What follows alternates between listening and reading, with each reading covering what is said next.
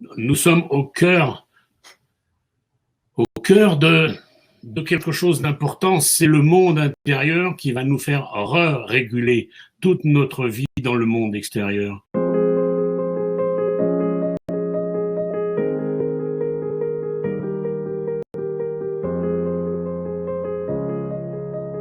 Alors bonjour Bernard Monteau. Bonjour.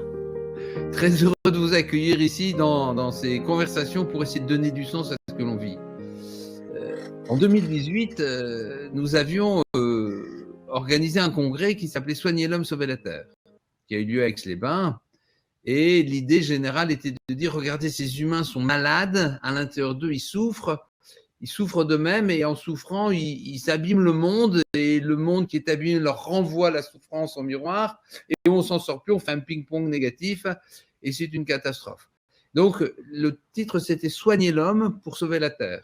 Et sauver la Terre, avec l'idée générale, tu sais, des homéopathes, qui est de dire que la Terre, c'est la bibliothèque des médicaments, et chaque fois qu'une espèce de plante disparaît, c'est le médicament d'une peut-être potentielle maladie ou déséquilibre qui disparaît. Donc, c'est comme un vieux qui meurt, c'est une bibliothèque qui brûle, et une espèce qui disparaît, c'est une pharmacie qui s'en va. Donc, voilà, c'est aussi ça. Donc, mais ça, c'est la vision de l'homéopathe. Et donc, on avait fait ça, et donc Pierre et Annie m'ont proposé qu'on rediffuse ce congrès, parce que tu sais qu'on ne peut plus faire de congrès maintenant. C'est trop périlleux, même si on avait la possibilité, on risque d'être bloqué n'importe quand. Et donc, plus personne ne se lance à faire de grands congrès. Donc, l'idée, c'était, tiens, bon, on va relancer ça. On va permettre aux gens et de réécouter, d'autant plus que en réécoutant, quand il a réécouté la conférence que j'avais faite, d'introduction et de conclusion, et les conférences des autres, on avait vraiment l'impression qu'on savait déjà ce qui allait se passer. On n'y a pas pensé, on n'a pas fait de la voyance, mais on a dit ce qu'on sentait, et ce qu'on sentait, bah, ça coule tout seul par rapport à ce qui se passe maintenant. Donc, c'était assez prémonitoire sans le savoir. Et voilà, donc on a relancé ce congrès qui a eu beaucoup de succès, puisqu'il y a eu plus de 30 000 personnes qui l'ont regardé. Et on s'est dit, puisque plein de gens demandaient encore, on s'est dit, bon, ça c'est formidable, cet appel, ce désir des gens, on va le rencontrer, on va l'accueillir, on va l'amplifier. Et donc on va relancer encore le congrès, mais on s'est dit, allez, on va rajouter un certain nombre, on va l'enrichir d'un certain nombre de conférenciers, de voix, de sages, de philosophes, de spiritualistes, de différentes personnes pour enrichir encore le message, et que on va passer en gros de 11 conférences à plus de 20 conférences différentes, et on va diffuser ça pendant les périodes de Noël. L'idée générale est de dire, allez, Noël, on sait que Noël, pour certaines personnes, c'est formidable, et pour d'autres, heureusement qu'il y a le sapin de Noël, parce que sinon, ce serait difficile, en fonction des mémoires personnelles. Peut-être qu'on fait des cadeaux pour faire passer aux gens pour qui c'est difficile. On en a parlé, on est assez d'accord là-dessus. Et donc, ça va être diffusé dans la période de Noël. J'espère, je souhaite que toutes ces conférences, et jusqu'à maintenant, tout ce qu'on a enregistré, c'était formidable, vont continuer à donner du baume au cœur, donner des ouvertures. Donc, l'idée générale, c'est, voilà, il y avait ce thème-là, soigner l'homme, sauver la terre, c'est notre base de départ. Et maintenant, il y a toute la crise, et la question que je vais te poser quand je t'aurai présenté, c'est, et toi, t'en penses quoi? Raconte-nous un petit peu ce que tu en penses, de ce que tu sens, de ce que tu ressens, de ce que ça veut dire, du message que l'on peut donner, des espérances, des directions, enfin, tu vois. Alors, je te présente une seconde, et que tu complèteras donc avec toutes les notes que j'ai eues. Hein. Et tu es sorti de l'école de kiné à Lyon en 75, tu t'es installé dans la Vienne en Isère, tu as été comme beaucoup, hein, on a commencé à travailler dans les choses classiques, et puis après ça ne nous suffisait pas, parce qu'on disait c'est bien, mais on n'est pas satisfait, il y a autre chose, il faut qu'on cherche, et on a ouvert nos têtes chercheuses, et puis on a commencé à regarder un peu partout. Donc toi, tu as vu Françoise Mézières, la célèbre mademoiselle Mézières, qui était, tous les gens qui l'ont vue, c'était une révolution.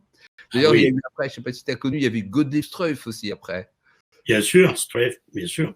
Et donc voilà, donc tu mets en place, puis tu fais Heilpraktiker en Allemagne. Et puis, tu continues, et tu découvres les lapsus corporels, et comme il y a les lapsus psychiques, et donc le lapsus corporel, c'est petits mouvements te permettent de dire le corps dit des choses dans des lapsus, dans des mouvements, ben, ça veut dire quelque chose et tu fais le lapsus, tu fais la transcription, tu passes de psychanalyse psychique à psychanalyse corporelle. Effectivement, tu mets en place la psychanalyse corporelle et tu développes tout ça. Je vais pas, tu en parleras si tu veux, mais j'en ai beaucoup entendu parler par pas mal de gens. C'est une technique assez remarquable qui permet. J'aime bien ces techniques, on l'air bête. Tu vois ce que je veux dire? C'est tout con. C'est des petites choses.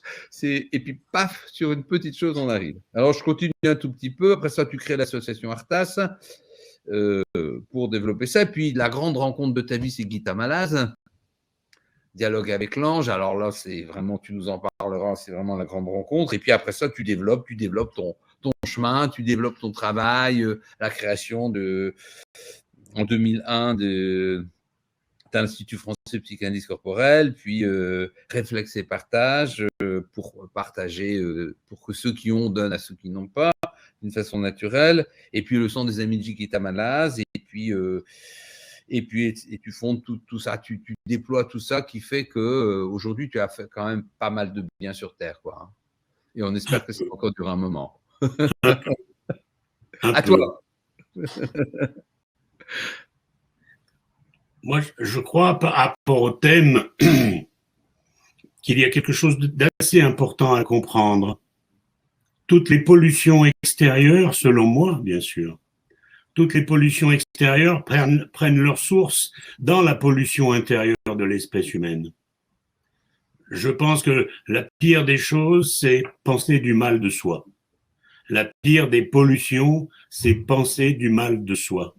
Et quand on observe un peu notre vie intérieure, on s'aperçoit qu'en permanence, nous sommes en train de penser du mal de nous-mêmes. Nous sommes en train de dire « je suis pas, je suis ceci, je suis pas content, je suis cela ».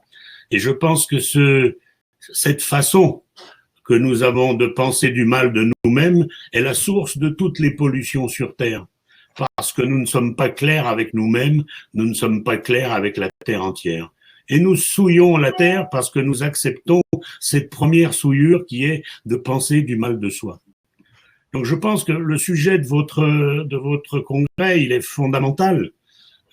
Tant que nous n'aborderons pas le problème de la pollution primaire, qui est la pollution de penser du mal de soi, nous serons tout le temps en train de salir la Terre à l'image de la manière dont nous nous salissons en permanence.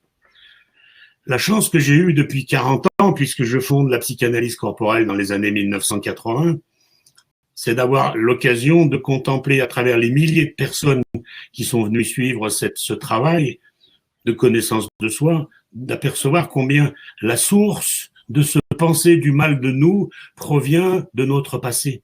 C'est-à-dire que comme nos parents nous ont accompagnés au début de notre vie, nous continuons de penser la vie, de penser les rapports avec les autres, de penser le quotidien en fonction de comment nous avons été pensés dès l'enfance. Et donc c'est ce penser du mal de soi permanent qui est, à mon avis, la source des pollutions, la source des maladies, et qui est la cause de tout ce déséquilibre.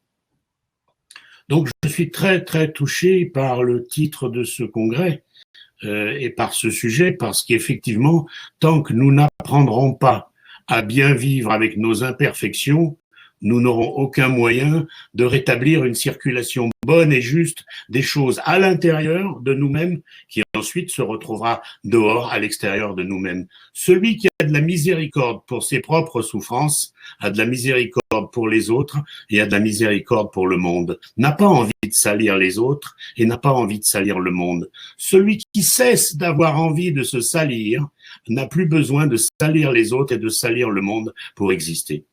Et donc, je crois qu'il est vraiment fondamental et originel de faire un travail sur soi qui va reconquérir paisiblement notre histoire.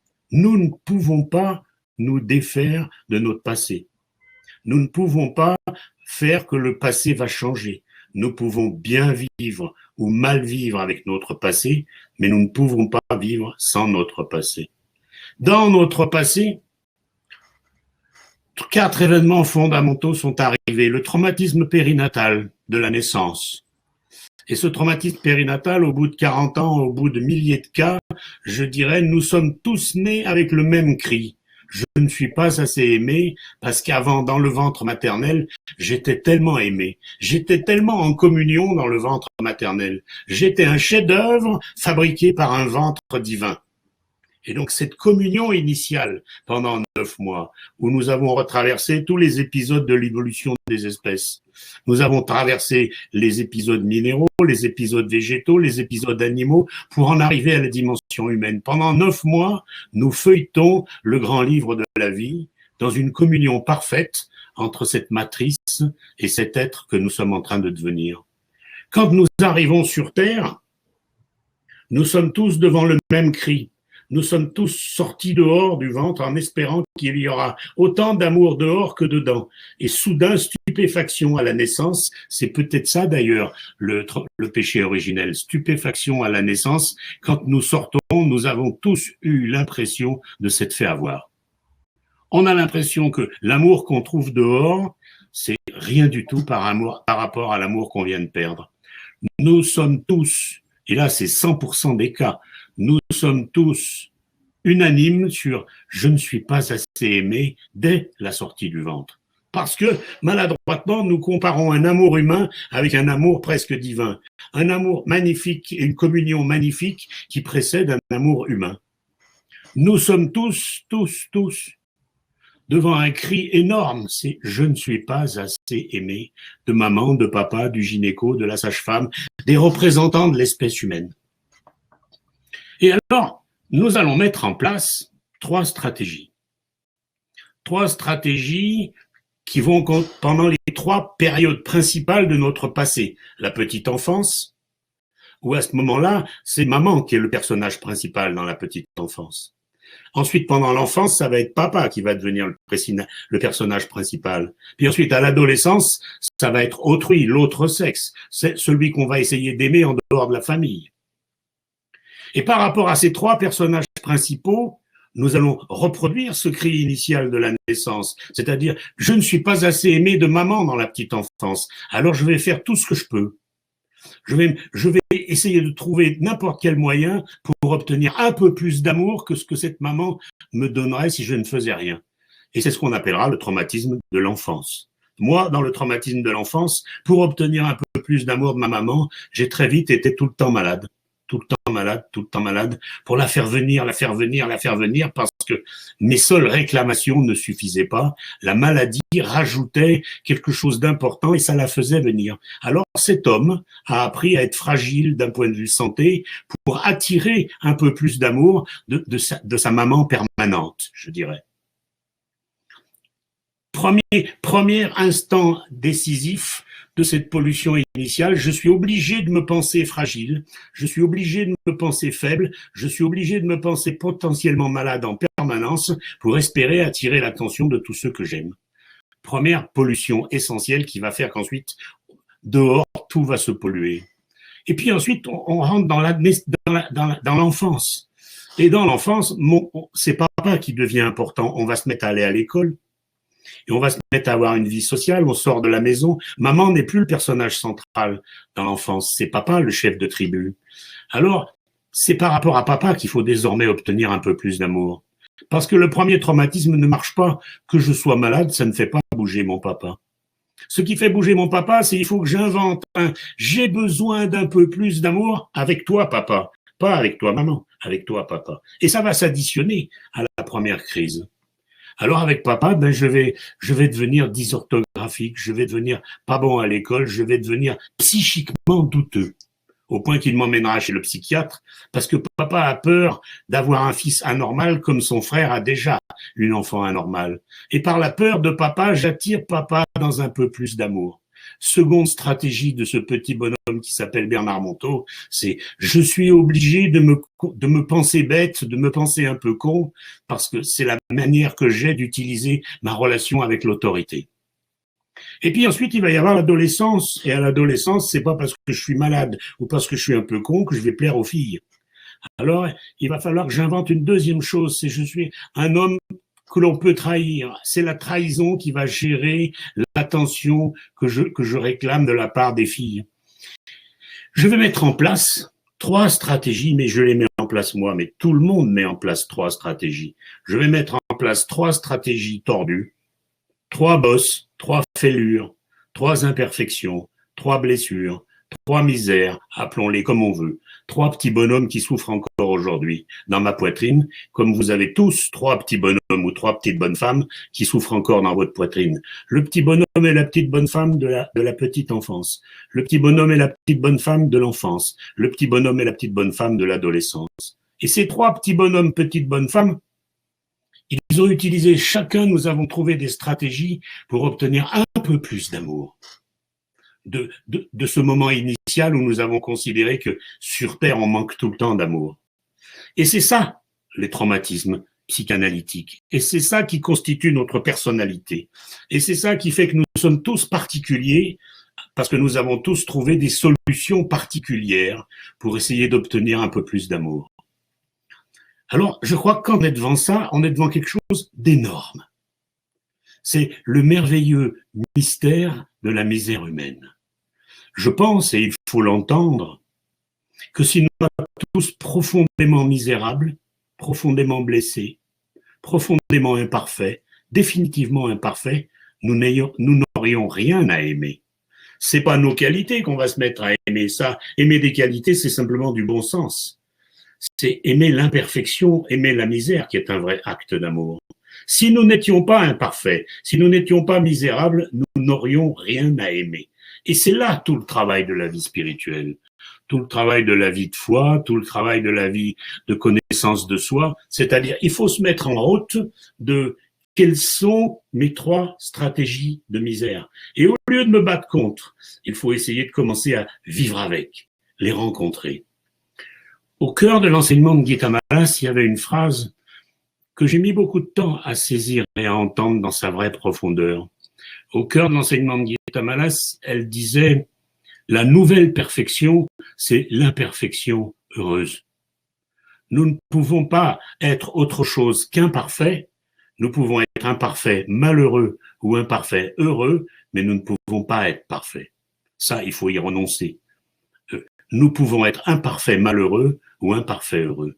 Nous pouvons être avec notre passé, quel qu'il ait été heureux, ou avec notre passé, quel qu'il ait été malheureux. Mais nous ne pouvons pas changer notre passé. Nous ne pouvons pas changer nos fêlures. Nous ne pouvons pas changer nos blessures. Et le plus dur au monde, l'Himalaya qui nous attend tous, c'est d'aimer nos propres blessures. Aimer la blessure des autres, c'est facile quand on s'est mis à aimer ses blessures. Gita disait aussi, c'est aussi un des aspects profonds de son enseignement, c'est le premier amour qui détermine tous les autres amours. Comme tu sais aimer ta misère, tu sauras aimer la misère des autres et la misère du monde. Comme tu sais aimer ta propre misère, parce que c'est la plus dure. Tout l'amour que tu vas porter à ta propre misère te sera offert gratuitement pour la misère des autres et pour la misère du monde. Donc je crois, selon mon point de vue bien sûr, je crois que la conquête de nos 3 misères, d'abord d'en prendre connaissance. Quelles sont mes 3 stratégies? Quel est le nom de mon identité de misère, ma vraie identité?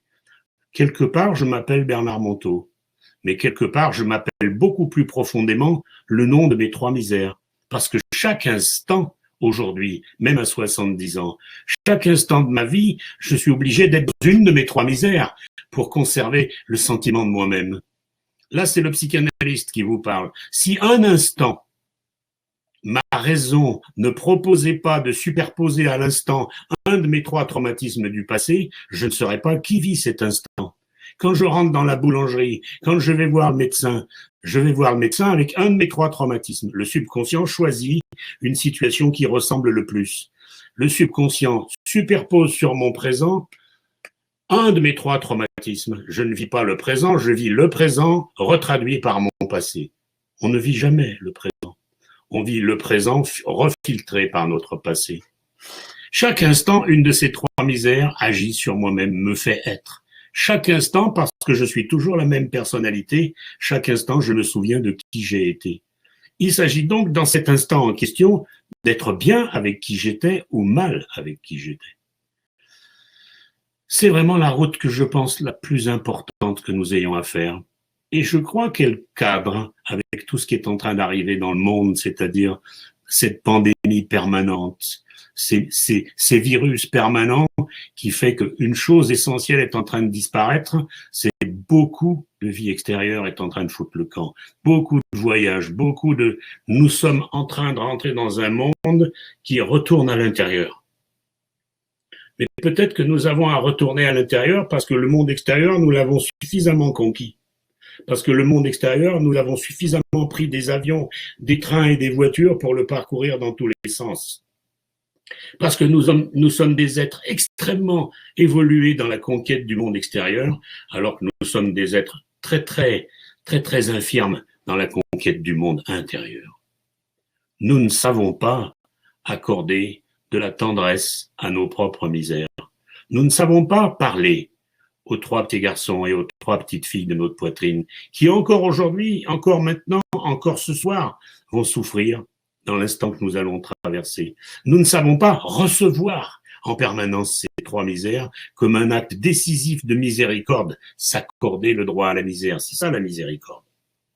Comme un acte décisif d'une nouvelle performance de l'espèce humaine.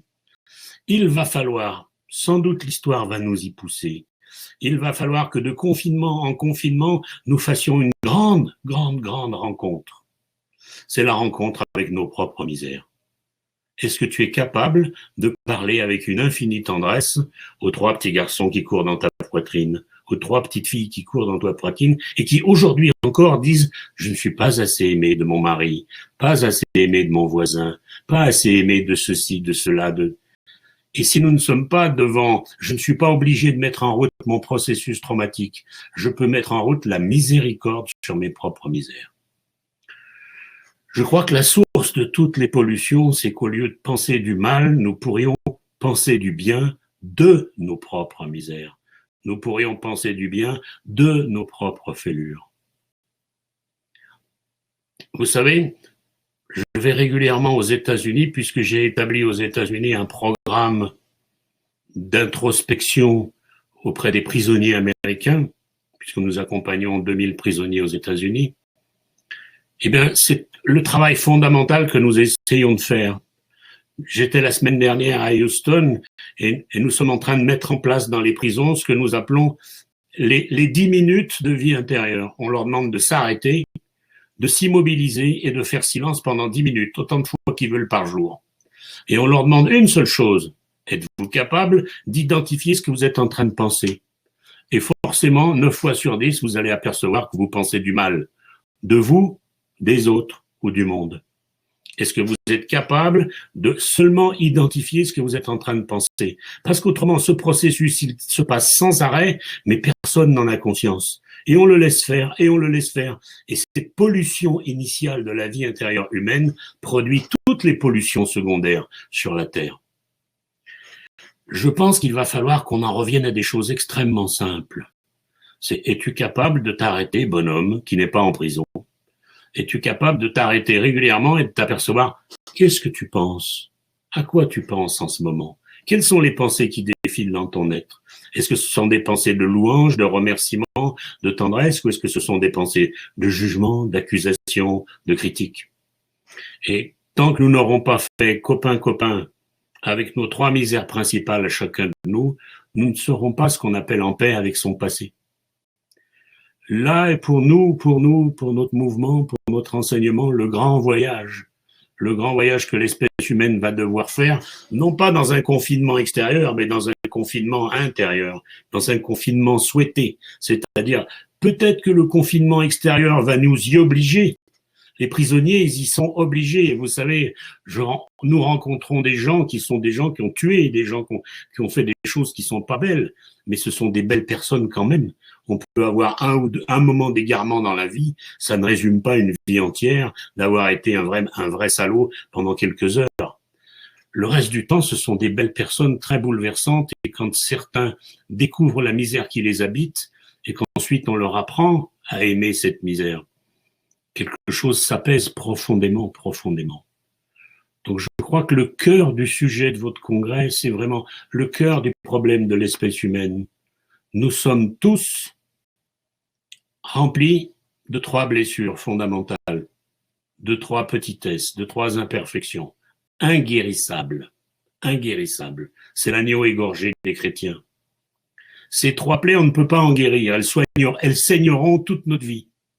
Mais elles peuvent réveiller la miséricorde, c'est-à-dire l'amour pour sa propre misère, qui conduit ensuite à l'amour pour la misère des autres et à l'amour pour la misère du monde. C'est ça la première impression que j'ai à la lecture du sujet de votre congrès. Oui, je suis tout à fait d'accord avec toi sur l'imperfection. J'avais dit à un moment que la sainteté, c'était pas la perfection, c'était la totale acceptation de son imperfection. C'est ça. C'était voilà, et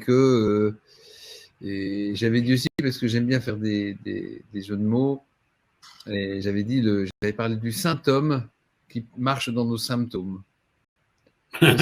Qui marche dans nos symptômes. Et je fais le lien avec les mouvements anormaux, qui nous habitent. Tu vois, moi, quand j'étais petit, c'est marrant parce que quand tu parlais de ton histoire, j'ai l'impression que je dis, il parle de moi. On était frères ou quoi? J'ai été dyslexique aussi. Voilà, c'était très intéressant de voir les affinités qui se trouvent comme ça. Et moi, quand j'étais très jeune, je tremblais toujours, j'avais toujours la main qui tremblait. C'était dramatique, hein, parce que je prenais quelque chose, j'étais comme ça, je ne savais plus comment faire. Et les années passant, j'ai guéri. Plus j'ai sorti mon énergie, plus j'ai manifesté mon être, plus maintenant, voilà, c'est tout. J'ai plus les mains qui tremblent, ou très rarement. Et c'était passionnant. Alors quand j'étais petit, finalement, à l'époque, c'est intéressant d'avoir appris qu'au début, on ne sait pas ce qui nous arrive. En fait, on le prend et on ne sait pas, on comprend pas. Toutes les années, avec le travail qu'on fait, ce qui est aussi très libérant, c'est de sentir ça, c'est de comprendre le sens de la chose, de comprendre aussi le sens de pourquoi on a fait telle chose autant de fois et aussi longtemps, et même encore plus de l'utiliser presque comme une arme thérapeutique, comme un outil thérapeutique, de réussir à se dire, ah bah tu vois, ça c'est ta faiblesse, mais cette faiblesse-là, mais tu vas voir, tu vas pouvoir l'utiliser avec ça, tu vas faire ça et ça et ça, et là, ça devient absolument passionnant, mais je pense que tu vas dire, ma vie, allez, je te laisse continuer. Qu'est-ce qu'on, finalement, tous ces gens-là, bon, je suis complètement profondément sur le fond d'accord, et j'aurais même presque envie de dire, mais je fais de la plaisanterie de temps en temps, mais si on crée, je ne sais pas moi, une ONG, une association, quelque chose, pour venir au secours de tous ces milliardaires malheureux qui veulent absolument piquer tout le fric du monde, tellement ils se sentent vides, qu'est-ce qu'on pourrait faire pour ces pauvres gens? Il faut sauver tous les riches de l'Occident. Parce que je pense que c'est les trop riches qui créent les trop pauvres aujourd'hui. Nous sommes devant des messages énormes. C'est en même temps le message du confinement progressif, comme si nous avions besoin que peu à peu la vie extérieure diminue pour, comme durant la vieillesse, peu à peu la vie intérieure apparaisse ou alors la vie de con apparaisse.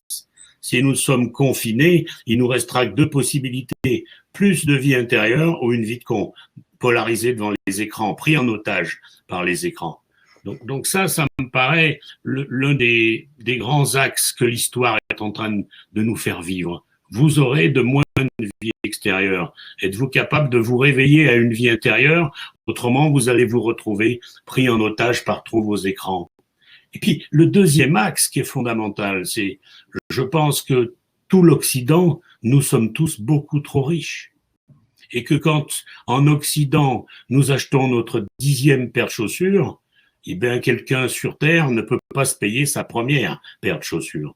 C'est la 10e paire de chaussures de l'Occident qui crée l'impossibilité d'acheter la première paire de chaussures ailleurs dans le monde.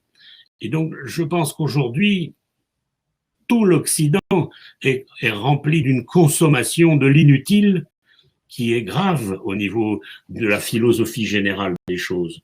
90% de ce que nous consommons est totalement inutile. Cette inutilité chez nous aurait tellement d'utilité ailleurs pour ceux qui n'ont rien.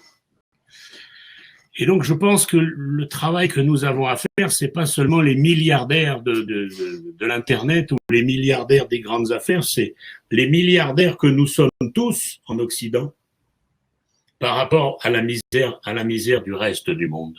Et le deuxième message, c'est C'est l'invasion des migrants, c'est l'invasion des pauvres. Moi, dans mon enfance, il n'y avait pas de SDF sur les trottoirs. Moi, dans mon enfance, il n'y avait pas de chômeurs. Moi, dans mon enfance, il n'y avait pas de migrants. On voit que l'histoire récente, en 50 ans, a créé 3 grands gisements de misère. 3 grands gisements qui ne vont pas cesser de grossir. Faut pas s'imaginer qu'on trouvera des solutions. Tant que les trop riches ne se seront pas posé la question de leur trop de richesse, nous continuerons de créer beaucoup plus de misère chez les trop pauvres. La source de la misère, c'est les trop riches qui la créent. Et je pense que vous avez raison, il va falloir s'attaquer au problème de pourquoi j'ai besoin d'avoir, mais peut-être parce que j'arrive pas à être, et que tout simplement, cette miséricorde qui va se régler envers nos propres misères, c'est pas parce que je vais en avoir de plus en plus que je vais devenir important. C'est peut-être parce que je vais être miséricordieux que j'aurai moins besoin d'avoir.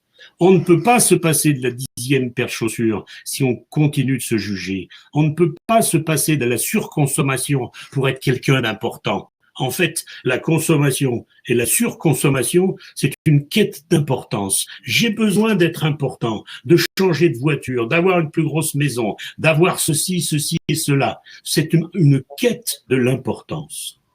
Une gentille quête de l'importance, mais qui est devenue pathologique. C'est-à-dire, à défaut d'être important par la miséricorde, nous sommes importants par la consommation, par la surface de consommation. Plus j'ai des choses, plus je suis. Mais c'est une impasse. Aujourd'hui, nous achetons de plus en plus de choses inutiles, mais ça ne nous permet pas d'être plus. Nous ne sommes pas plus avec 10 paires de chaussures qu'avec 2 paires de chaussures. Nos pieds n'ont besoin que d'une paire de chaussures.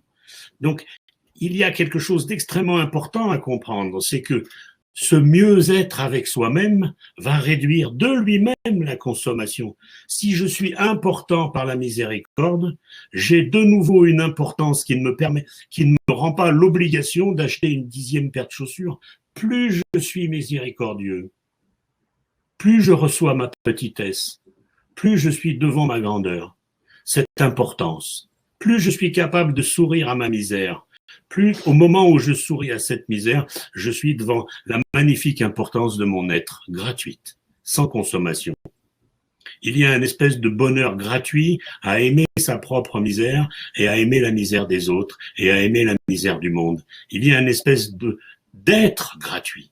Enfin, je suis important quand je consomme la misère de moi-même, des autres, du monde. C'est cette consommation de la miséricorde qui va régler la consommation extérieure des choses. Et je pense que c'est un vrai programme de milliardaires, c'est un vrai programme de millionnaires, c'est un vrai programme de trop riches. Aujourd'hui, nous sommes devant des gisements qui commencent à peine. Des gisements de misère, les SDF, ce sont simplement des gens qui n'arrivent pas à suivre à l'intérieur même de nos propres pays. À l'intérieur même de nos pays, il y a des gens qui vivent sur les trottoirs parce qu'ils n'arrivent pas à suivre cette consommation. Et puis, il y a tous ceux qui n'ont plus de travail, et puis il y a tous ces migrants qui vivent dans la misère ailleurs dans le monde et qui traversent la terre entière. Ce ne sont pas des paresseux, ils traversent la terre entière avec leurs femmes et leurs enfants pour rejoindre des pays dits riches. Nous sommes en train de produire, nous les millionnaires, nous les trop riches, nous sommes en train de produire des gisements de misère qui vont bouleverser la terre entière. Et je crois que tant que nous ne serons pas capables de conquérir une autre importance que l'importance de la consommation. C'est-à-dire, quand je suis dans la miséricorde, je suis enfin. Je suis quelqu'un enfin quand je suis miséricordieux. C'est cette miséricorde qui va réguler notre consommation. C'est cette miséricorde qui va nous faire consommer les choses d'une autre manière et répartir les choses d'une autre manière dans le monde. Donc, nous sommes au cœur de quelque chose d'important, c'est le monde intérieur qui va nous faire réguler toute notre vie dans le monde extérieur. Nous pensons que toutes les solutions sont dehors. Mais si aujourd'hui nous avions les moyens de nettoyer la terre de toute notre pollution, ça serait pour avoir le droit de continuer. Si aujourd'hui nous avions les moyens de permettre à tous les pauvres d'avoir un peu plus d'argent, ça serait pour continuer la surconsommation de l'inutile Aujourd'hui, nous consommons des choses inutiles qui n'ont plus de valeur puisque notre argent a de plus en plus aucune valeur. Nous n'avons plus que le prix du papier. Nous sommes devant une négation même de la consommation. Nous achetons des choses inutiles avec de l'argent qui n'a pas de valeur. Nous sommes trop riches. De quoi? Le cœur, me semble-t-il, c'est cette imperfection heureuse. Parce que dans cette imperfection heureuse, il y a quelque chose qui, derrière, dit « Ah, je suis enfin ». Dans cette imperfection heureuse, je suis enfin. Et je n'ai plus besoin d'avoir.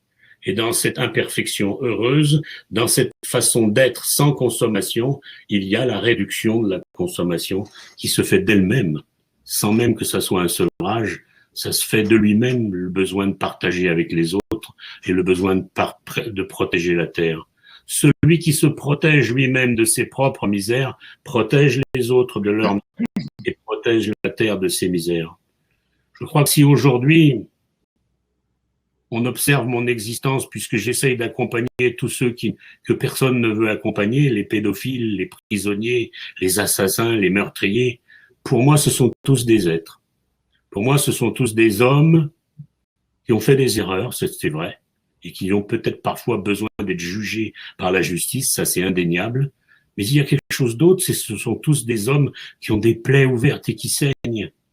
Et je pense que plus nous sommes capables de miséricorde envers tous ceux que personne n'aidera, c'est parce qu'on est allé au fond de nous-mêmes aider ceux que personne n'aura jamais aidé. C'est la manière dont on supporte sa propre misère qui nous permet de supporter la misère des autres.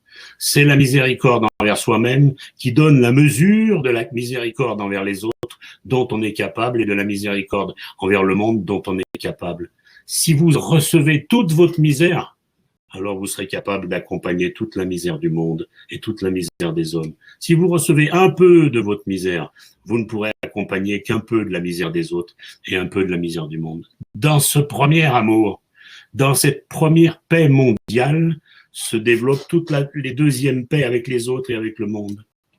Mais dans cette première guerre mondiale, je suis contre moi-même, se développent toutes les secondes guerres avec les autres et toutes les troisièmes guerres avec le monde.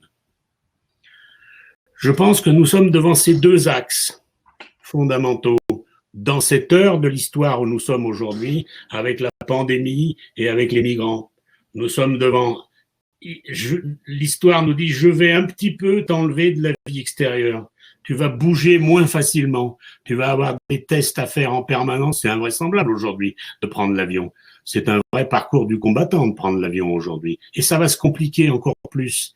C'est-à-dire, la vie extérieure va devenir compliquée pour nous laisser deux possibilités. Beaucoup plus de vie intérieure, beaucoup plus de vie de miséricorde, beaucoup plus de vie inspirée. L'inspiration n'est pas réservée aux artistes. L'inspiration est réservée aux hommes qui ont envie d'avoir une vie intérieure riche. Parce que si nous n'allons pas vers une vie intérieure riche, si nous n'allons pas vers une conquête de la vie intérieure, que tous les mouvements développent, les arts martiaux, les foi, les spiritualités, les philosophies, tous les mouvements sont des mouvements de conquête de la vie intérieure. Si nous n'allons pas vers ça, nous allons être pris en otage par les écrans qui sont en train de nous encercler, par l'informatique, par les images virtuelles qui remplaceront les images inspirées. Aujourd'hui, nous sommes devant un moment crucial de la psyché humaine, ou bien les images virtuelles vont remplir notre cerveau, parce que de toute façon l'informatique va vider notre cerveau des processus de mémoire et va vider notre cerveau de l'intelligence, parce que bientôt l'informatique sera plus intelligente que nous et aura plus de mémoire que nous. Et l'homme ne conserve pas des fonctions quand les machines qui l'entourent font mieux que lui. Donc, vous imaginez nos cerveaux, comment ils vont être désœuvrés quand privés de mémoire et privés d'intelligence, ils n'auront plus rien à foutre. Si, il restera une fonction qui va devoir se développer, c'est la fonction inspirée. Comment je peux sentir les choses sans intelligence et sans mémoire? Comme les artistes, la fonction inspirée. Si l'homme n'est pas devant des images inspirées, que seule la foi, les foi, toutes les formes de foi sont des gymnastiques de la vie intérieure inspirée. Si l'homme ne développe pas une vie inspirée, profonde, intense, aussi intense que l'intelligence et la mémoire, l'homme va être pris en otage par les images virtuelles, qui sont des fausses images inspirées. Et l'image virtuelle a une fascination C'est-à-dire, elle essaye de reproduire le réel alors qu'elle n'est plus le réel. Et elle a des possibilités surréelles qui sont des fausses possibilités dues au virtuel. L'image virtuelle va être un poison si l'homme n'a pas d'image inspirée au fond de lui-même. L'image virtuelle va être un piège où l'homme va être pris en otage, encerclé par tous ces écrans, et il va, incapable de préserver sa vie, il donnera sa vie à une espèce d'avatar. Il aura l'impression de vivre par des héros sur des écrans. Nous sommes aujourd'hui devant un choix historique, ou bien nous réveillons notre vie intérieure profonde sous n'importe quelle forme de foi, pourvu que cette foi développe en nous des capacités de création inspirée, des capacités de dialogue avec l'ange, des capacités de dialogue avec l'ordre des choses, des capacités de vie intérieure inspirée. Ou si nous ne développons pas cette vie intérieure inspirée, nous serons pris en otage par la vie virtuelle et la vie des écrans. Nous sommes devant ce grand rendez-vous, c'est-à-dire d'un côté il y a cette misère humaine qui se développe et qui va se développer avec les 3 gisements. D'un côté, il y a toute cette miséricorde qu'il va falloir qu'on accomplisse, et de l'autre côté, il y a la guerre des images. La guerre des images, c'est-à-dire les images virtuelles contre les images inspirées dans l'espèce humaine. Et il va falloir repenser la foi. Il va falloir repenser la foi parce que l'homme a besoin de la foi. Ce n'est pas possible de vivre sans foi, puisque la foi, c'est simplement la façon que nous avons d'avoir une vie intérieure vivante. Peu importe le nom de cette foi. Il nous faut d'abord, premièrement, faire quelque chose d'extrêmement important, c'est respecter toutes les formes de foi. Qui peut se permettre de juger la foi d'autrui ? Qui va se permettre de dire celle-là est sectaire, celle-là est bien, celle-là est bonne, celle-là est mauvaise ? Moi, je ne sais pas. Ce que je sais, c'est que ce qui est mauvais, c'est l'homme sans foi. Parce que l'homme sans foi ni loi n'a pas de cadre. Et cet homme-là va porter atteinte à la vie sur Terre. Je pense que nous avons besoin de la loi des hommes et de la foi des cieux, quelle que soit cette foi. Parce que c'est dans cette foi que va se réveiller la vie inspirée de prière, la vie inspirée de dialogue avec son ange, la vie inspirée de dialogue avec son prophète, le Christ, Bouddha ou Mahomet, ça n'a aucune importance. La vie inspirée. Nous avons besoin d'être guidés et d'avoir une vie inspirée.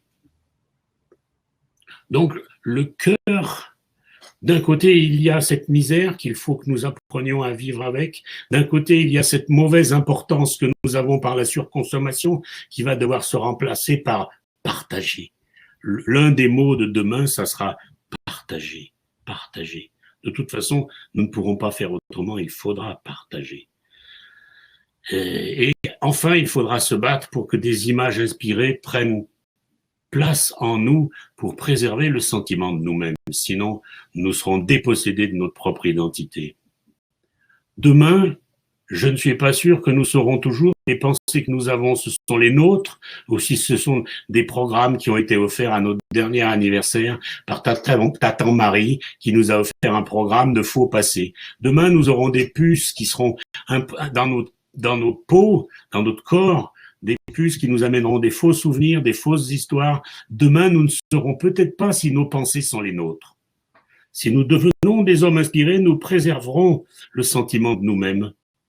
Si nous ne sommes pas capables de produire quelque chose en dehors de l'intelligence et de la mémoire, si nous ne sommes pas capables, par la vie inspirée, qui n'a pas besoin de mémoire et d'intelligence, la vie inspirée, c'est la seule fonction psychique qui n'a pas besoin ni de mémoire ni d'intelligence. Si nous ne sommes pas capables de préserver cette expérience de vie inspirée, demain, nous ne saurons pas si nos pensées sont les nôtres ou si ce sont des programmes achetés. Est-ce que c'est de la science-fiction ou est-ce que c'est en train de commencer sous nos yeux?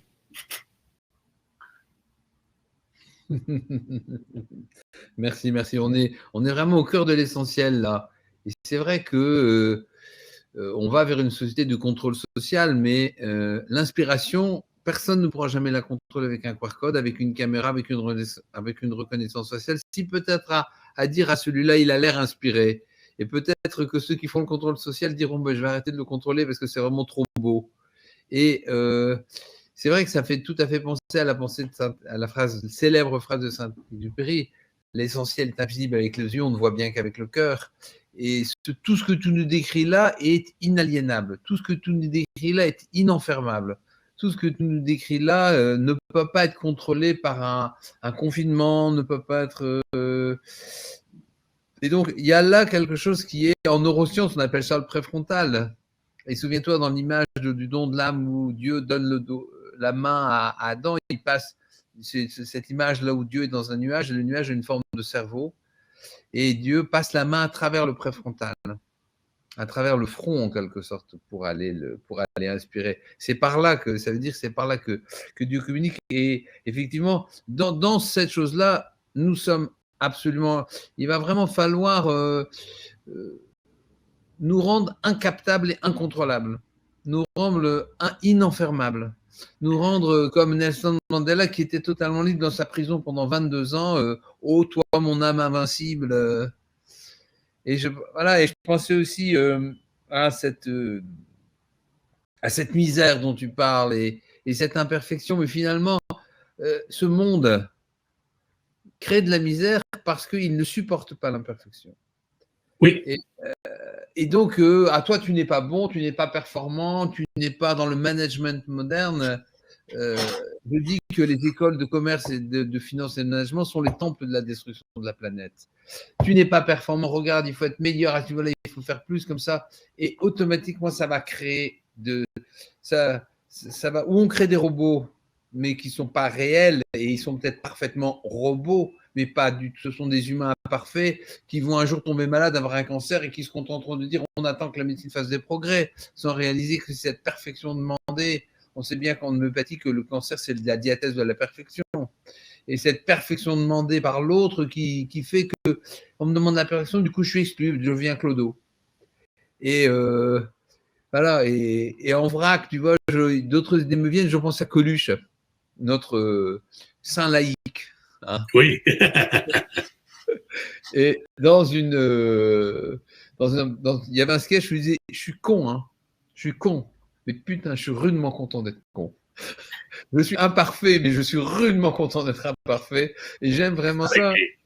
Voilà. Et ce monde parfait qui veut que tout le monde soit parfait, que tout soit managementement parlant, voilà. Du coup, il crée la misère sans comprendre que la perfection de la perfection est dans l'imperfection.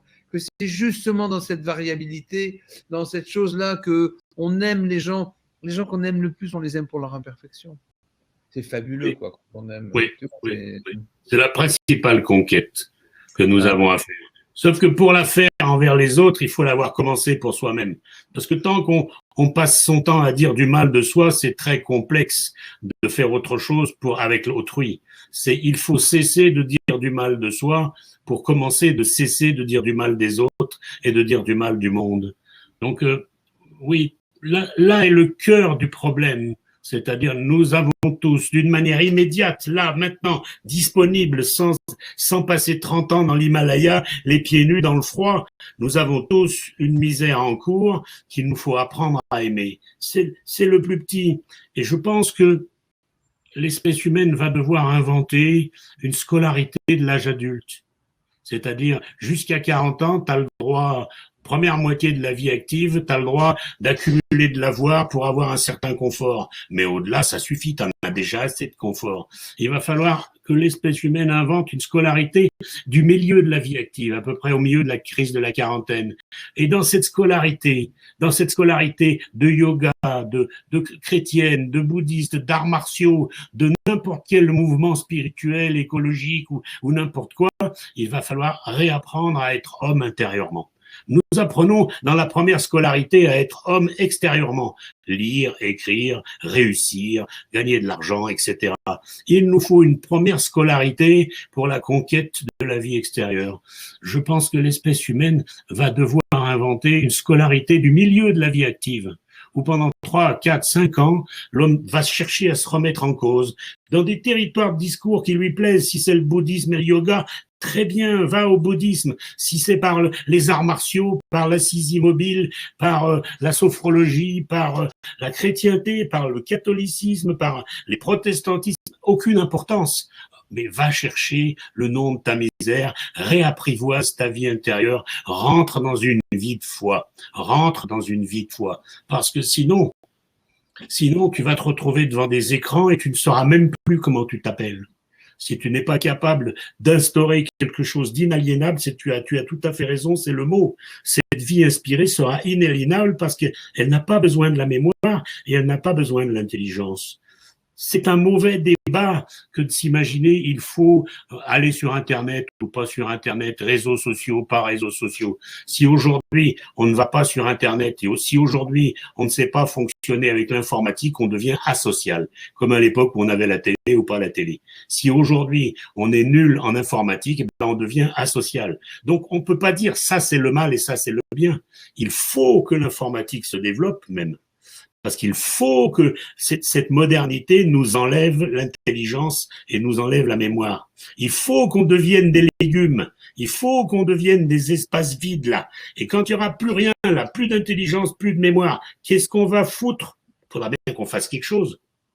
Si on n'est pas en train de rentrer dans la vie de foi, n'importe quelle foi, si on n'est pas en train de rentrer dans la vie inspirée, n'importe quelle inspiration. Si on n'est pas en train de rentrer dans la miséricorde, ah, ça c'est moi, je suis en train d'aimer ma propre misère, ou alors je suis en train d'aimer la misère de l'autre, de ma compagne, de mon ami, etc. Là c'est moi.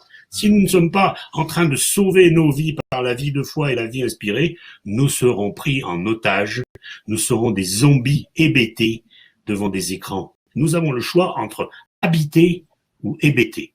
Ça c'est le vrai choix. Habiter d'une vie intérieure inspirée ou hébéter devant des écrans qui vont nous faire croire à la vie. On est devant un putain de rendez-vous. Un putain de rendez-vous de l'histoire. C'est pas une plaisanterie. C'est une grande mutation. Comme l'écriture, un jour, a modifié l'histoire des hommes. Un jour, grâce à l'écriture, la tradition orale s'est effondrée. Il y avait 6 millions d'années que les hommes répétaient des trucs pour ne pas avoir à réinventer chaque génération ce que la génération précédente avait inventé, ce qu'on appelait la tradition orale dans la préhistoire. Elle prenait une place de plus en plus importante puisque les hommes avaient de plus en plus de choses à inventer, avaient inventé plein de choses. Un jour, les hommes se sont mis à écrire. Et en écrivant, les hommes ont perdu la mémoire. Mais presque 90% de notre mémoire s'est effondrée par l'écriture. Aujourd'hui, par l'informatique, nous sommes en train de perdre l'intelligence. Nous avons déjà perdu la mémoire depuis longtemps, mais nous sommes en train de perdre l'intelligence. C'est une très bonne chose qu'on devienne tous super cons. C'est une très bonne chose parce qu'il n'y aura pas de solution. Ou nous serons en train d'être survivants par une autre forme de vie, c'est la vie inspirée, ou nous serons sous-vivants. L'inverse de survivant, c'est sous-vivant. Et nous serons sous-vivants devant des écrans. C'est le grand rendez-vous de l'espèce humaine dans le prochain millénaire. On est devant le cœur de l'histoire et devant quelque chose qui ne nous veut pas du mal. C'est ça, je crois qu'il faut être très prudent et très... Je suis fatigué de tous ces discours vengeurs et guerriers. Nous sommes devant quelque chose, même si c'est dur, le confinement, même si sans doute ça va se durcir, même si sans doute ça va se répéter, les épidémies, même si sans doute la vie extérieure va devenir difficile par les virus, par la pollution, par tout un tas de choses, on voit bien que la vie extérieure va devenir de plus en plus difficile. Ou bien on est en train de galoper pour des vies extérieures de rattrapage, ou bien on est en train de comprendre, développe ta vie intérieure si tu as moins de vie extérieure. Ça me paraît assez simple. Développe ta vie intérieure. Il va donc bien falloir que les hommes se rendent compte que de partout dans le monde, dans tous les pays, il y a des quantités de petites écoles de la vie intérieure. Des quantités de petites écoles, de petites méthodes, d'outils de la vie intérieure. Nous en sommes encore au silex de la vie intérieure, alors que nous en sommes aux ordinateurs de la vie extérieure. Dans la vie intérieure, nos outils sont encore très rustiques. Il y a des milliers de petites associations, des milliers d'enseignements, des milliers de traditions hautement respectables et de petits mouvements. Tous ces mouvements pris ensemble sont une immense scolarité du milieu de la vie active et sont nécessaires à l'ensemble des hommes parce que demain, ceux qui ne passeront pas par cette scolarité seront parqués devant des écrans hébétés et non pas habités. Oui. Cette perte de foi, qui a été... C'est intéressant parce qu'il y a une perte de foi par l'effondrement de certaines traditions, malheureusement, Oui. Et en même temps, la recherche, on sent bien il y a cette crise de la trentaine ou de la quarantaine, c'est vraiment la recherche de passer de l'avoir à l'être. Et tu as tout à fait raison, mais ça, c'est prendre conscience de l'importance de ça et dire, OK, maintenant on a pris conscience, on va s'en occuper. Ouais. C'est vraiment important de ça. Et je voudrais faire le pont sur une autre notion très importante, c'est la notion de l'amour et de la peur, de la vie et de la mort, et de tout cet amour qui nous remplit, toute cette peur qui nous laisse vide et qui nous donne envie de nous remplir, et puis cette crainte de la mort. Quand je pense aux transhumanistes, par exemple, hein, c'est dramatique aussi. On pourrait aussi faire une ONG pour aider les transhumanistes dans leur souffrance et dans leur misère. Et Goethe disait Dieu a créé la mort pour qu'il y ait plus de vie. Parce qu'on imagine on vivrait éternellement. Woody Allen disait l'éternité c'est long, surtout sur la fin. Et effectivement, on vivrait éternellement, ce serait pas du jeu, quoi. Tandis que là, il y a quelque chose qui est là, qui nous dit, tu fais quoi? Qu'est-ce que tu as fait de tes talents? Qu'est-ce que tu as fait avec ça? Et tous ces gens qui veulent poursuivre en longueur parce qu'ils n'ont pas réussi à prendre en profondeur, parce qu'ils n'ont pas appris à prendre en intérieur. Et Oui, c'est il y ça. a toute cette misère-là, hein, tu vois, dans la vie, la mort, la peur, le transhumanisme et l'absence de vie intérieure. Je pense qu'effectivement, à partir du moment où nous allons nous retrouver devant des exigences de vie inspirées, nous allons évidemment remettre en question les foi qui n'ont pas assez évolué.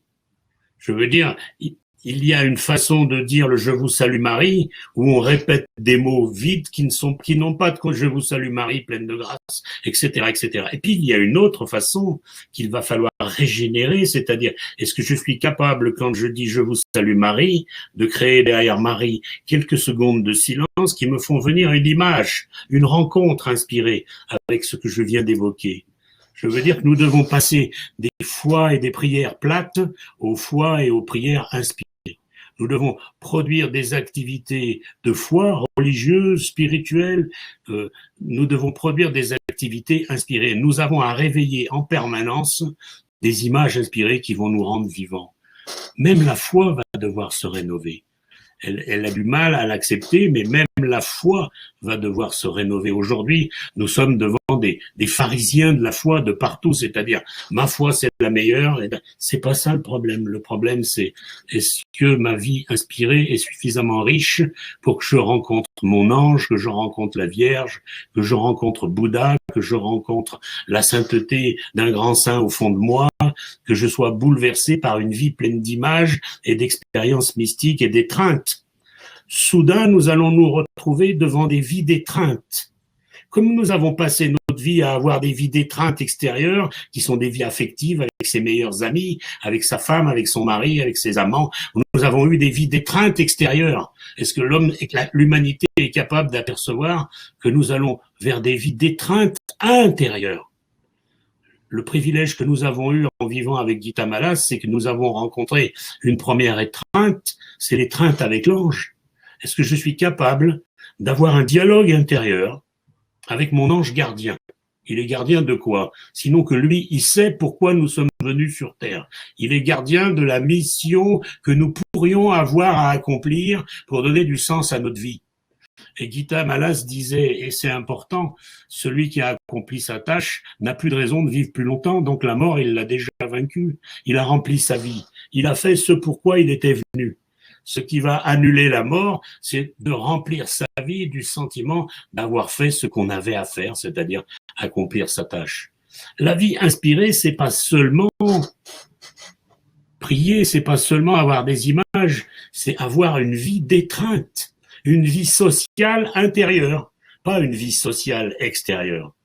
La vie inspirée, c'est rétablir tout un monde d'invention, de création, de sociabilité, de grands amours. Vous avez tous des saints qui vous touchent et des saints qui ne vous touchent pas. Ben, c'est vos potes intérieurs. Vous avez tous un ange.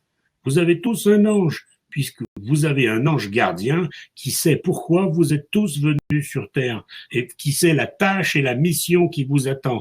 Et si vous dialoguiez avec votre ange, vous rencontreriez quelque chose qui est capable de guider votre vie vers ce qui va vous accomplir.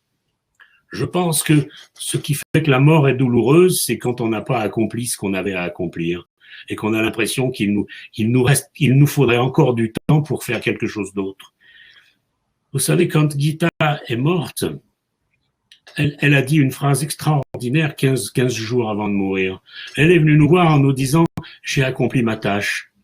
Je n'avais pas entendu ce soir-là qu'elle était en train de nous dire « Je n'ai plus aucune raison de rester sur Terre ». 3 jours après, elle s'est couchée et elle est morte 10 jours après. Elle avait effectivement plus aucune raison de rester sur Terre, sa tâche était accomplie. Je pense que les grands saints savent qu'ils ont accompli leur tâche. Ils ne redoutent pas la mort, ils n'ont plus rien d'autre à accomplir. Donc je pense que c'est aussi la vie inspirée, c'est aussi une vie d'étreinte intérieure, une vie de sociabilité intérieure, une vie aussi intense dedans que ce qu'on a connu dehors dans la vie affective. Mais c'est aussi la grande question de quel sens a ma vie? À quoi sert ma vie? Je pense que la plus grande maladie, c'est mourir en ayant été inutile. Il n'y a rien de pire que l'inutilité sur Terre. À quoi a servi ma vie? À rien. Mais c'est un passage inutile alors. Nous sommes juste une épaisseur de viande. Or, chacune de nos vies est précieuse. Chacune de nos vies, une tâche l'attend et l'ange en est le gardien. Dans chacune de nos vies, il va falloir établir un dialogue invraisemblable d'images inspirées avec quelque chose d'immatériel qui s'appelle l'ange. Et cet ange, il est capable de nous guider pas à pas vers ce que nous avons à faire. Il y a une quinzaine d'années, quand je me suis retrouvé à accompagner les prisonniers américains, mais c'était impensable pour moi, si ce n'est pas un conseil qui est venu de l'intérieur, si je ne m'étais pas retrouvé devant une impulsion intérieure due à mon ange. Je ne parle pas l'anglais, je me moque complètement de la condition pénitentiaire américaine et je ne suis pas particulièrement concerné par la peine capitale au Texas. Pourtant, je me suis retrouvé là-bas. Je me suis retrouvé là-bas avec un seul prisonnier capital qui m'intéressait, Roger McGowan, un homme qui avait soi-disant commis un crime, mais c'était son frère, qui est en prison depuis 35 ans et qui est dans une paix invraisemblable. Et c'est par cet homme que s'est développée une aide incroyable que je n'ai jamais cherchée. C'est-à-dire quand vous allez rentrer dans votre tâche, guidé par votre ange, tout va s'ouvrir devant vous, des choses que vous n'auriez même pas imaginées. J'ai écrit 20 livres, moi le dysorthographique c'est impensable, moi la maîtresse dans la classe elle montrait mes dictées pour faire rire la classe. Aujourd'hui j'ai écrit 20 livres qui se vendent, c'est impensable, c'est un rêve. Même si on me l'avait dit il y a 10 ans, j'aurais dit mais vous êtes fous, je suis pas fait pour écrire, je suis pas plus fait pour m'occuper des prisonniers au Texas, je m'en fous du Texas. Si je n'avais pas un ange et une vie intérieure puissante, guidée par cet ange, jamais je n'aurais fait ces choses-là, parce que c'est en dehors de mon cerveau. C'est impossible de penser ce que l'ange veut de nous, parce que le cerveau en est incapable à cause de nos traumatismes. Vous avez tous un ange. Vous avez tous une voix, la voix du cœur, appelez-la ce que vous voudrez, l'intuition, si vous voulez, appelez-la l'intuition géniale, c'est peu important comment vous l'appelez. Vous avez tous quelque chose qui peut répondre au fond de vous si votre question est vraie. Et quand ça répond en vérité, c'est que la question était en vérité.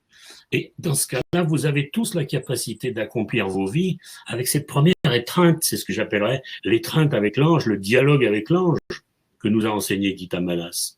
Mais il n'y a pas que le dialogue avec l'ange, il y a le dialogue avec les saints, il y a le dialogue avec le Christ, il y a le dialogue avec Bouddha, il y a le dialogue avec qui vous voudrez. Il y a un monde fou là-dedans. Il y a autant de monde là-dedans qu'il y a de monde dehors. Il y a autant de monde là-dedans pour chacun de nous qu'il y a de monde dehors. Mais la vie sociale nous est privée. Peu à peu, la pandémie nous enlève la vie du dehors social. Les étreintes au dehors sont de plus en plus restreintes, mais les étreintes au dedans, personne ne pourra nous les enlever. Nous sommes devant quelque chose d'important, vous avez raison de le dire, nous sommes devant la question de la mort, nous sommes devant la question de qu'est-ce que je peux faire pour accomplir ma vie. C'est pas être important en multipliant les paires de chaussures, c'est être important en aidant encore plus les gens pour lesquels on est venu et pour les aider. Je ne savais pas que j'étais venu pour aider les prisonniers américains, moi. Comment j'aurais pu comprendre ça? Ça m'intéresse absolument pas, les prisons américaines. Pourtant, quand je mets les pieds là-bas, tout s'ouvre. Tout s'ouvre sans arrêt. J'ai aucun effort à faire pour que ça s'ouvre parce que c'est ma tâche. C'est tout. Vous avez tous une tâche. Mais vous avez un ange que vous ne questionnez jamais pour vous conduire à cette tâche. C'est ça la vie inspirée, une partie de la vie inspirée. Une partie de la vie inspirée, c'est questionner votre ange. Demandez à votre ange qu'est-ce que vous êtes venu faire sur Terre. Acceptez qu'il vous conduise, parce que lui, il vous fera prendre des risques que votre cerveau n'est pas capable d'imaginer. Je n'étais pas capable d'imaginer que j'écrirais 20 livres, parce que je suis un infirme de l'écriture. Je n'étais pas capable d'imaginer que je m'occuperais de condamnés à mort, de pédophiles, d'abus sexuels, parce que j'avais aucun destin par rapport à ces choses-là. Il se trouve que je me suis retrouvé dans ces situations. Et il se trouve que là où je suis, je n'ai aucun effort à faire pour que ça s'ouvre. Partout où vous faites des efforts, c'est que ce n'est pas votre tâche. Vous reconnaîtrez votre tâche à un truc extrêmement simple, c'est que ça s'ouvre sans qu'on ait rien à faire. Et qu'on n'a pas l'impression de travailler, on a l'impression de faire ce qu'on avait à faire. Et donc ça pose la question du sens de notre vie. Et ça pose la question plus fondamentale encore, c'est celui qui a accompli la vie pour laquelle il est venu n'a pas de raison de craindre la mort, puisque de toute façon, s'il a accompli, il n'a plus qu'à attendre le prochain épisode à mourir, parce que qu'est-ce qu'on va faire d'autre que ce pourquoi on est venu? La plus grande maladie, c'est de mourir inutile. La petite tâche, c'est simplement être utile auprès de nos proches et de notre famille. Mais la vraie tâche, c'est d'être utile auprès des autres, auprès d'autrui, auprès de la terre entière qui souffre. La terre souffre, les hommes souffrent. Nous n'avons aucune excuse de ne rien faire. Chacun de vous, pour chacun de vous, une partie de la terre et une partie des hommes a besoin de vous. Mais vous ne pourrez pas, avec vos cerveaux ou avec votre mémoire, trouver ce que vous avez à faire. Sinon, par le dialogue avec l'ange, ou le dialogue avec l'esprit intérieur, le dialogue avec le maître intérieur, appelez-le comme vous voudrez. C'est l'expérience qui compte, pas le nom qu'on lui donne. Ouais, tout à fait. On revient tout à fait exactement à ce thème et effectivement sur l'utilité, sur qu'est-ce qui est j'existe si j'ai fait ma tâche, j'existe si j'ai manifesté mes talents et on voit cette course effrénée à la richesse, à la vie éternelle de gens qui pourront vivre des centaines d'années, qui n'ont jamais fait leur talent et qui vont vivre dans une angoisse perpétuelle, en plus une angoisse perpétuelle qui va détruire le monde. Et je pense à vraiment, d'abord je pensais au fait que éternité et étreinte, c'est des anagrammes. Ah oui. L'étreinte nous amène à l'éternité. L'éternité est une étreinte avec Dieu, une étreinte avec nous-mêmes. Et dans l'étreinte, on sait que l'étreinte amoureuse, c'est quand quelqu'un me dit mais c'est quoi l'orgasme, c'est si à un moment tu sais plus où tu es, tu sais plus quand le temps dure, c'est que probablement tu y es. Et je pense que réussir à retrouver cet élément fondamental, c'est ça qui va donner la vie. C'est ça qui fait que la vie va pouvoir être bien. Et effectivement, je ne sais pas si le but du confinement était de nous obliger à aller vers la vie intérieure. Mais ce que je sais, c'est qu'un des moyens formidables de l'utiliser, de le prendre comme il vient, d'en tirer le meilleur, c'est d'aller vers ça. Quand le confinement est arrivé l'année dernière, j'ai adoré ça. Je me suis dit, du temps pour soi, tranquillement. J'ai commencé un jeûne, j'ai fait 14 jours de jeûne, et du temps pour soi tous les jours, c'était extraordinaire. On ne voyait plus personne, très peu de personnes. Et là là, quel bonheur extraordinaire de ce moment-là, de cette tranquillité, une ville sans bruit, et se plonger tranquillement, se régaler dans cet intérieur et sans angoisse, avec beaucoup de joie. Et là, je pense, Bernard, qu'on arrive au cœur. Hein. La question, c'est pas est-ce que les choses ont un sens, mais quel sens va-t-on donner à des choses insensées? Il y a quelque chose d'insensé dans cette vie humaine actuelle et on va donner du sens à l'insensé, de l'insensé et en faire du sens. Et ce qui fait que les éléments n'auront pas été inutiles, notre vie n'est pas inutile parce qu'on a fait... Quelle joie on peut avoir, je te rejoins tout à fait, ce bonheur quotidien qu'on peut avoir à savoir à quoi sert notre vie, c'est pourquoi on est là. Ça, c'est quelque chose qui est, quand on a la chance de faire ça, Je crois que c'est Socrate qui disait ne choisis un métier que tu aimes, comme ça tu travailleras jamais. Et il l'avait déjà trouvé à l'époque. Écoute, on vient de passer là un moment assez extraordinaire. On pourrait continuer encore, mais je pense que on va s'en réserver pour d'autres fois encore. Et je te remercie beaucoup d'être là et je remercie. Merci, tu as magnifiquement été un partenaire génial. Merci.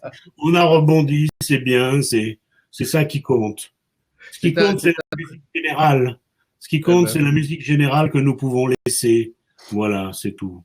Voilà. Donc, je te remercie. Je vous remercie tous là et tous qui nous écoutez. J'ai envie de vous dire, mais prenez ça, utilisez-le, c'est pour vous, c'est un cadeau, on vous l'offre. Faites-en quelque chose, mettez-le dans votre cœur, digérez-le, faites-en ce que vous voulez. Faites-en quelque chose, que ça vous aide, que ça vous donne de la joie. Quand vous regarderez ça entre le moment des fêtes de Noël, que ça vous rende plus humain, plus vivant, plus amoureux de la vie, plus dans l'étreinte des uns des autres.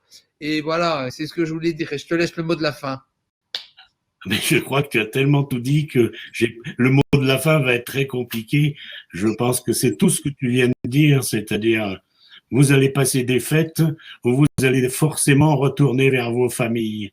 Vous allez retourner vers un passé douloureux que vous souffrez encore ou vers un passé pour lequel vous êtes capable de sourire. Je pense que le sourire que vous allez offrir à vos vieux parents, à vos frères et à vos sœurs, à vos neveux, c'est le sourire que vous allez pouvoir porter à votre propre histoire. Et je pense que les prochaines fêtes de Noël pourraient être l'occasion de s'interroger sur: est-ce que je suis en paix avec mon passé? Est-ce que je suis en paix avec mes propres blessures? Donc voilà, soyez en paix avec la première paix mondiale, c'est la paix avec soi-même. Je vous souhaite moi aussi des fêtes magnifiques, pleines de paix, mais vous allez vous affronter avec votre histoire comme tous les ans à cette période-là. Et je voudrais vraiment remercier les conversations papillons et tout le monde, parce que vraiment, il faut que tout ce discours se développe tout le temps. Et je vous souhaite que vos cœurs en soient remplis. Allez,